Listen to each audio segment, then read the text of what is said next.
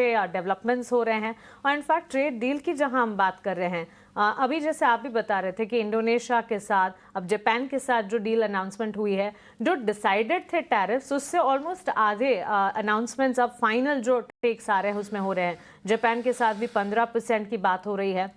Indonesia जहां 32% decided था, वहां से 19% पर आते हुए सेटल होते हुए। और तब भी आपको याद होगा कि यूएस और ट्रंप एडमिनिस्ट्रेशन ने कहा था कि भारत के साथ भी डील जो है वो इसी पैटर्न पर होती नजर आएगी। जापान के साथ जो ये नई ट्रेड डील हुई है, इसे जापान के बाजार तो काफी हद तक चेयर कर भी रहे हैं। निकाई में आप देखेंगे अच्छा खासा एक्शन है, और उसी के साथ साथ एशियाई बाजार में भी ट्रेंड है। लेकिन ट्रेड डील की बारीकियां अगर क्विकली आपके सामने रखें तो ये सबसे बड़ी डील है जापान के साथ। यूएस में इंपोर्ट पर महज 15% टैरिफ लगाए जाएंगे। अमेरिका में जापान करीब $550 बिलियन का निवेश करने वाली है।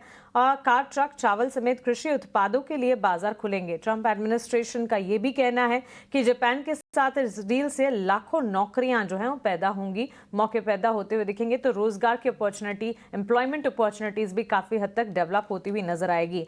जापान से ऑटोमोबाइल इंपोर्ट्स पर टैरिफ जो है वो 25% से घटकर 15% कर दिया है। और जापान का यूएस को कुल एक्सपोर्ट का सिर्फ 28% जो है वो ऑटो का है। तो ये सारे के सारे इंपॉर्टेंट चीजें हैं, और नेगोशिएशंस अक्रॉस द ग्लोब सारे रिप्रेजेंटेटिव्स कर रहे हैं। और इस कड़ी में भारत भी लगातार यूएस के साथ नेगोशिएशन कर रहा है। उम्मीद यही लगाकर चलेंगे कि इसी तरह के कुछ अच्छे टैरिफ इम्प्लीकेशन के अनाउंसमेंट्स अब भारत के साथ भी होते हुए नजर आए। लेकिन हाँ, जो ट्रेड डील के अनाउंसमेंट ताजा जापान के साथ हुई है, और उससे एशियाई बाजार की चाल तो दुरुस्त होती नजर ही आई है।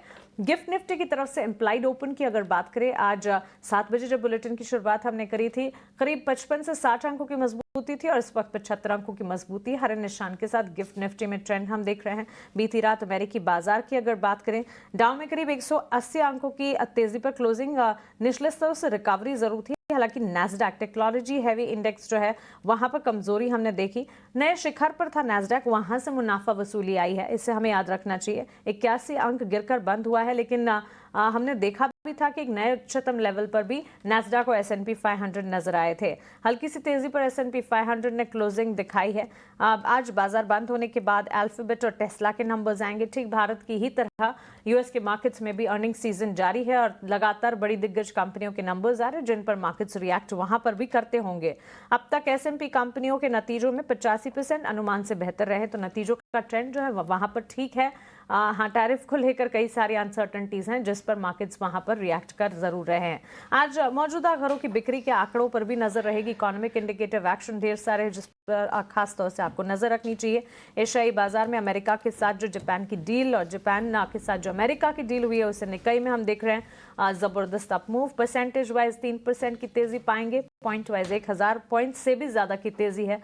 हांगकांग के बाजार में भी अच्छा खासा एक्शन। साउथ कोरिया कॉस्पी के बाजार में हल्के फुल्के मोमेंटम के साथ कामकाज जरूर दिख रहा है। बाजार के लिए अन्य संकेतों की अगर बात करें, 5 हफ्ते की ऊंचाई से सोना जो है फिसलता हुआ दिखा। हालांकि घरेलू बाजार में सोने चांदी की चाल जो है वहां पर परफॉर्मेंस कायम है, और अगर कंपैरिजन करें तो चांदी जो है आउट परफॉर्म करती हुई नए उच्चतम स्तर, इनफैक्ट नए रिकॉर्ड्स पर काम कर रही है। थोड़ी देर पहले जब कमोडिटी एक्सपर्ट से बातचीत कर रहे थे, यहां से और ज्यादा तेजी के आसार उन्हें नजर आ रहे थे। तो घरेलू मार्केट में सिल्वर में शाइन जो है वो बरकरार है। विदेशी बाजार में वॉलेटाइल मूव्स है। कच्चे तेल की चाल में हल्की गिरावट है, लेकिन $69 बैरल के आसपास तो इंटैक्ट है। 10 ईयर बॉन्ड यील्ड 4%, और डॉलर इंडेक्स जो है वो 97 के लेवल्स के पास इंटैक्ट इस वक्त खड़ा है। On the face of it global setup जो है अच्छा है भारतीय बाजार के लिए। विदेशी बाजार से संकेत तो ठीक ठाक है। एशियाई बाजार की शुरुआत अच्छी, गिफ्ट निफ्टी के इम्प्लाइड ओपन एक्शन जो है अच्छे, और अमेरिकी बाजार की मिली जुली क्लोजिंग देखने को मिली है। लेकिन अब आ जाते हैं भारतीय बाजार की तरफ, और भारतीय बाजार की अगर बात करें, कल का सेशन चैलेंजिंग था भारतीय बाजार के लिए। हमने देखा कि निफ्टी, बैंक निफ्टी दोनों में ही फर्स्ट हाफ में बेंचमार्क्स में थोड़ा मोमेंटम था। Broader markets, mid cap, small cap तो पहले से ही टूट रहे थे, लेकिन सेकंड हाफ तक पहुंचते पहुंचते बेंचमार्क्स की भी गिरावट देखने को मिली। हालांकि 25,000 के लेवल्स कायम जरूर रखे निफ्टी ने। बैंक निफ्टी में निफ्टी के मुकाबले और ज्यादा कमजोरी हावी होती दिखी। अब आज के सत्र में कल की गिरावट क्या और ज्यादा एस्केलेट होती नजर आएगी, या फिर ये ग्लोबल जो ट्रिगर्स है ये भारतीय बाजार को मदद करेंगे? सबसे बड़ा सवाल ये होगा, जिसका जवाब खोजने की कोशिश होगी। अभिषेक, एफआईएस डीआईएस के ट्रेंड को अगर देखें, एफआईएस तो लगातार बिकवाली ही किए जा रहे हैं, और क्वांटम जहां खरीदारी करते हैं उसका छोटा होता है,